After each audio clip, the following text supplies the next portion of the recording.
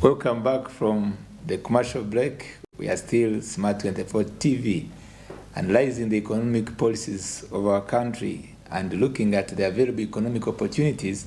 Tonight, we look at the realities of oil and gas in Uganda for job creation and increase of national revenue.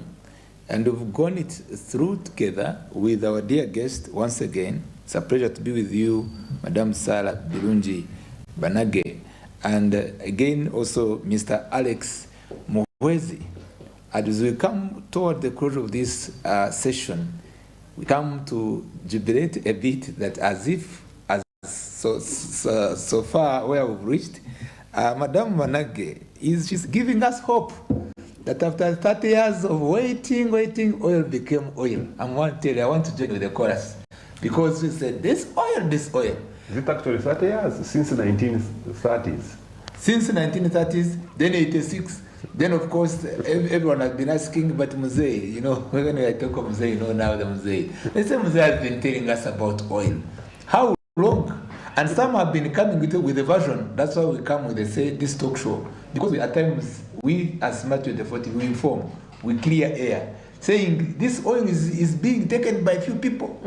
That one is, if you didn't know me, I want to reveal it to you. And now, according to what you are saying that including the national revenue, we are already getting, the share out of this oil. And as we're in the break, maybe there's a prospect or a perspective that this oil seems to even be balancing our trade, especially to balance with the foreign exchange with the dollar. And I'm not yet certain whether this oil is likely to reduce the heavily indebted nation. And our desire is to see the two coming to pass. The efficiency of oil utilization is our dream. As I speak on behalf of some Ugandans who either agree with us.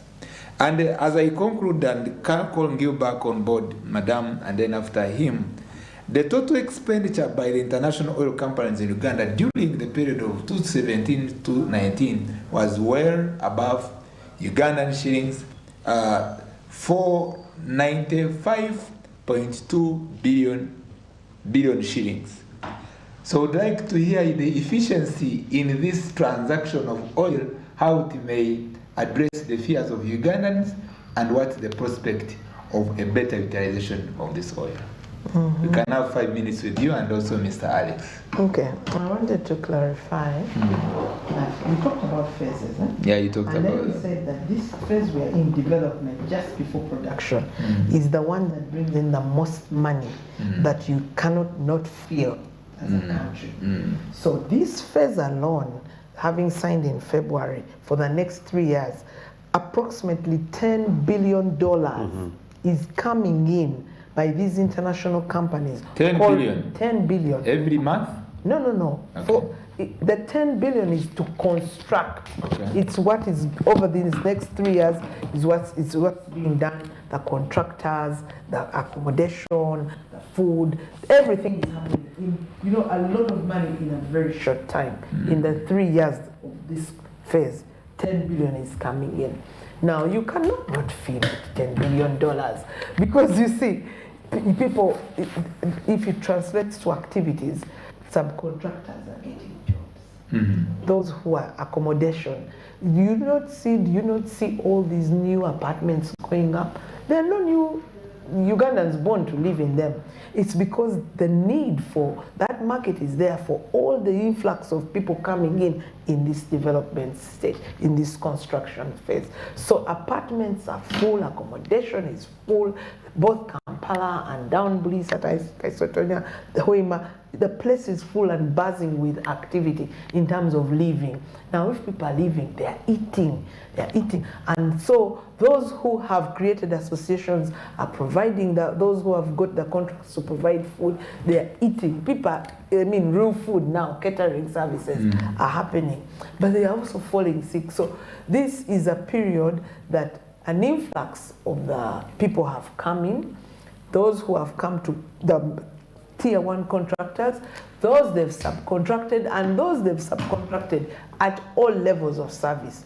The ones who are using heavy duty machines, the ones who are, everything is happening right now, and that money we have felt. You just need to go down to oil. I hear you. The roads, you see, what if we just go back a bit, Hoima City now, you cannot even remember where you came from because the roads are perfect. Every time such infrastructure happens, there's somebody who is benefiting, maybe even not in the oil, but just because now you have a good network of roads. Roads are there, the roads are good. A lot of things have changed. We'll never be the same, really. Okay, thank you. Mr. Alex, the fears amongst the Ugandans, she told us that that money will be tagged for infrastructure. That's according to the production agreement and the law. And infrastructure system in Uganda, it has been earmarked as one of the sector that procurement is realized through identifying who to undertake this infrastructure project, special construction of roads. And now, after understanding the dynamics from Madam, the oil is being tagged to do infrastructure projects. How can we sort out the likely inefficient for the utilization of this oil money? Yeah, thank you so much, Doctor, for that wonderful question. Oil as a resource, of course, by the time we made a decision to go into production, studies have been conducted. Financial appraisals have been conducted to demonstrate how beneficial this resource will be to us. So we still, as a country, there's a lot of work that we still need to do. For example, improve on our road network, accessibility. We still need more electricity. We still need to invest money into science. When we speak of infrastructure, we shouldn't always think about roads. We should not always think about electricity. We should also think about scientific innovations. We need to invest resources in developing scientific infrastructures. For example, you have seen the president beginning to speak about electric cars. That's one of the areas that money will be invested in when we start realizing revenues from oil. We need money to invest in agricultural mechanization. And in this case, we're talking about, instead of importing vaccines from Iran and many other countries, can't we do vaccines here? We invest a lot of money. We spend a lot of money on gas, natural gas. We will be relieved of that burden of investing our little foreign reserves to buy gas. So infrastructure is beyond the roads, it's beyond electricity.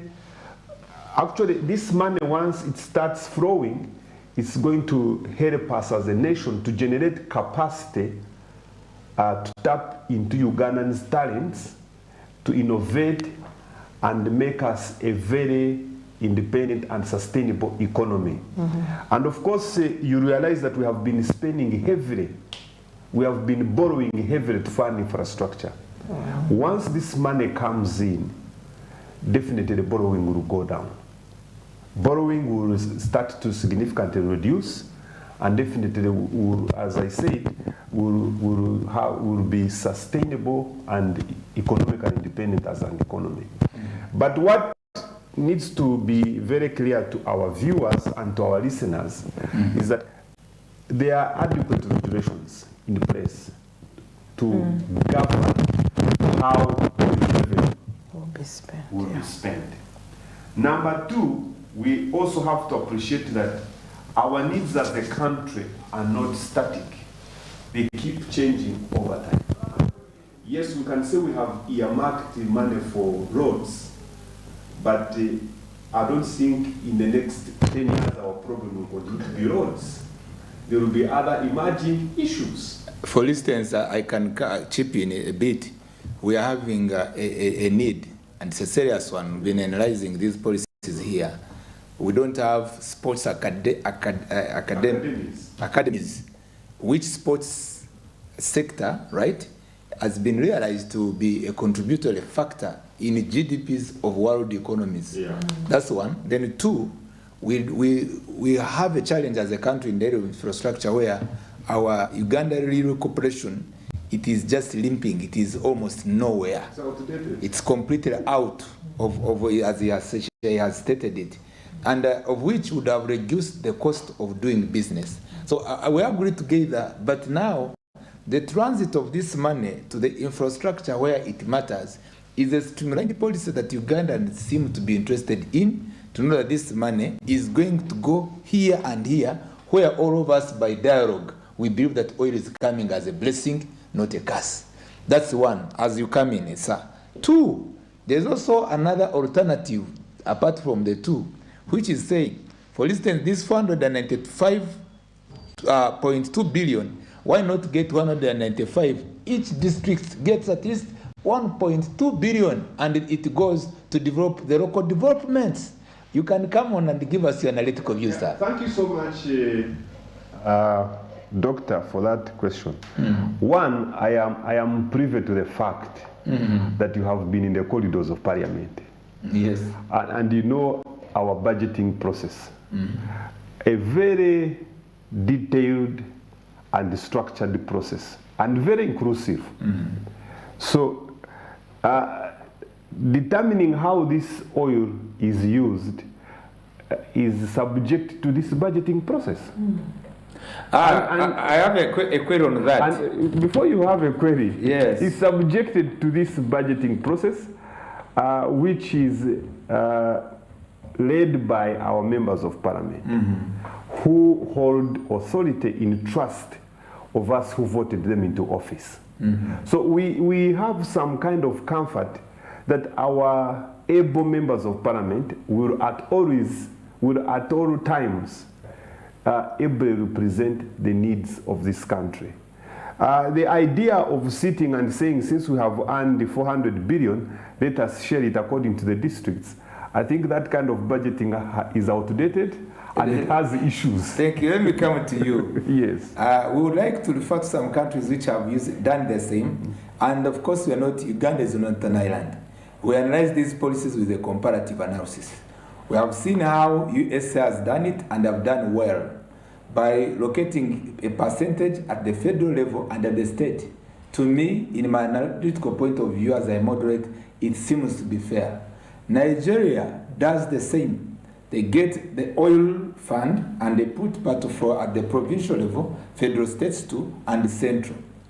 And for Libya, they were able to agree by that time with their leadership, their able leadership, which was challenged in a way that is regrettable, the time of Muammar Gaddafi, to say our oil resource is to cater for the younger generation, for employment and their welfare, and also for health, education and health. That was how they used that policy. For us, our own, the reason why I have a query, and which is a positive one, for anyone viewing outside there, it's a positive one. If at all we divert from what Madam had said of tagging it infrastructure, that is was a bit becoming fair. But even when it becomes infrastructure, it should be specific. I do differ from my colleague, Mr. Alex, as also in my view, if we say that this money goes back to the central revenue and then those who allocate funds, they do the way they do. The reason being, Ugandans and listeners outside there, it's not my information alone, the so-called supplementary budgets, classified budgets, they may end up not fulfilling what the Ugandans could be their basic need. Maybe you giving your input and Madam will come in also for 3 minutes. Now, I want to make 2 comments, Doctor. Yes, sir. I want to compare this sector with what actually happens in the wildlife sector. You know, districts that neighbor national parks, there's a share of the gate collections that they take from Wildlife Authority.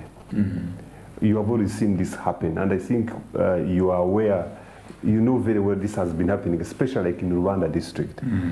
Now, even according to the law, Use 2 minutes. yes, according to the law, districts that are directly affected by this sector will benefit through what they are calling royalties. There will be some share of revenue that will stay in those areas. Okay. The law has been made in such a way that even Kabong district, which is not in the Albertine region, must benefit from this resource. Why? For us to develop this resource, Kabong has contributed. As we speak now, government of Uganda has so far spent over 1 trillion Uganda shillings in developing infrastructure in the Albertine region. Where is this money coming from? Me from Kabale, I'm paying taxes to develop infrastructure in the Albertine region. So why should I be treated unfairly because I'm not from Hoima, I'm not from Bulisa? Why? Since I'm also contributing to the development of that infrastructure. So it's in order that at the end of the day, a significant portion of the resources, once we start earning, is brought into the central pool. Central pool, right? And equitably distributed across the country. Because this is not a resource for one region. This is a national resource. But suffice to say that there will be a portion that will be paid to these districts that are directly affected as royalties. Okay, thank you, sir. We can have from you, hear from you. No, I think I really can't add much, but that's what it will be, to go through the budgeting process. And the budgeting process is such that money comes to the center and then some is sent back to the district, the one we have now. So it will go through the budgeting process. But to take you back to Nigeria and America, they operate... And Libya. They operate... Libya, they did very well, 1 second, madam. And, to the extent that when you finish a graduate, I liked it. I liked it much as they said the man didn't respect you know, human rights. But after you finish your degree, and by the time you are finished, they give you capital. They say, this is your portion for oil. And that was their policy. And they were saying, for sure, the way they were creating jobs and supporting entrepreneurship of the young ones, basically they had tagged the money to solve a specific challenge. I wouldn't be worried because you see, we are picking and benchmarking from the best as a country. Very good. And that is exactly why we've taken the length of time we have taken. So, if we have picked and benchmarked from the best on the laws to put in place, the legal framework is perfect. The institutional frameworks are perfect. There is nothing that stops us having the perfect framework for distributing this money or enjoying or eating this money or utilizing this money. Because we have those who have gone ahead of us from whom we are picking. So I wouldn't be worried with that. What I know is when you agree as a country the direction that this is not going to do small things, it's going to do things that benefit a population, the how and the where we will pick from all those who have gone ahead of us to do that. Okay, we are coming to the close of the program, and I would like to hear one word, 2 minutes, or one minute, and there is a concern why we have been slow for so long, unable to realize the exploration of oil, and we are having more other deposits. And we are asking ourselves, why deal much more with the Chinese and the French? Yet America would have been the best to get these investors to quicken the process. We understand that the oil exploration, indeed, it requires heavy capital. Why have we failed to internalize with world economies that could have given us investors to quicken the process? We seem to have been very slow to realize the dream. And again, there are still unrealized opportunities where we have, those deposits in southwestern Uganda, northern Uganda. How are we bridging this gap? As you will give us your last word as well. Yes, please. Well, when you set out a request for investors to come to your country, the ones that come are the ones that have wanted to come. It was not specific to the Chinese or to the French. It was a call globally. So, and we, before these two who we have now, we have had those before. There was Talo, it left. Those were British. So we have had those that came. It was Heritage. There was Heritage, Hardman, there were many. But some came, maybe they were just doing business, develop a bit, sell, make money. They were in a business, they were not interested in developing. Okay. So the ones you have now are the ones who have stayed. And they have stayed because they are ready to take our terms. Those who couldn't take our terms left. So that is what it is. Your last word to the viewers. Thank you so much for coming. I think for us, this conversation cannot stop now, but I would love to give people our telephone number and where else they can send us feedback. You go to our website. Yes. You can send us an email at infomail at unoc, unoc.co.ug. Send us an email. Or you can call us. Call us on 0312 444 600. Because there's a lot of things we need to talk about. Madam, thank you for coming. You're in charge of corporate affairs.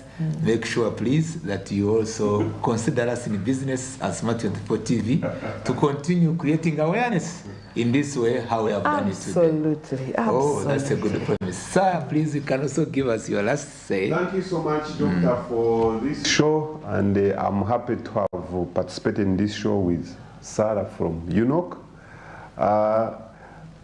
My last comment is that let's not talk about oil as Ugandan citizens. Let's seek for information about the oil sector. Are we going to get information without talking about and it? Let's seek for let's seek for the information, and the information is actually there. Thank you, I want to appeal to every supplier out there. Okay. Go on the website of Petroleum Authority of Uganda and register to be a supplier in this sector. There is no way you are going to get business until you are on that. You first register. Until you are on that database. Okay. You will keep saying there's unfairness, there is this, there is this. Even those of transport and so Everybody register a company. Thank you. And go on the supplier database. The business is there, money is there, and they will make money. Thank you, dear viewers of Smart24 TV. Our dear guest, we are proud you've been a very wonderful team, and you're all positive. I was joining you to be positive but critical in a way that we can be able to make a difference for our country. Until next time when we meet, this remains the point. God bless you. Good night. Thank you.